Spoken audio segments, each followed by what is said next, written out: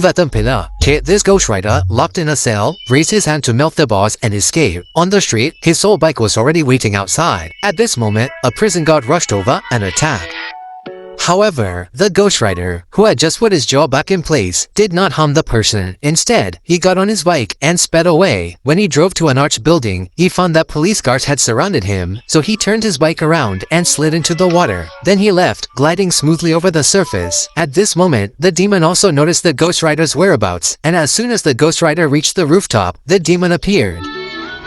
However, facing the invisible demon, the Ghost Rider swung his chain again, using the rapidly swirling heat waves in the air, and ultimately eliminated the demon. On the other side, the invisible demon actually wanted to capture Johnny's girlfriend. However, when Johnny arrived in time and pinned the invisible demon against the wall, the Ghost Rider realized that his pen and stare had no effect on this soulless invisible demon. Then, the invisible demon grabbed the Ghost Rider and pinned him to the ground, telling Johnny that if he wanted to save his girlfriend, he must take the soul-selling contract to Vengeance Town to find her.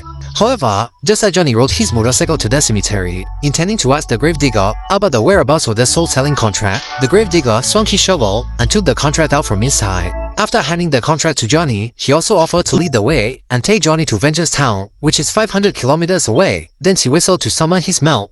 It turns out that this gravedigger is actually the previous generation Ghost Rider.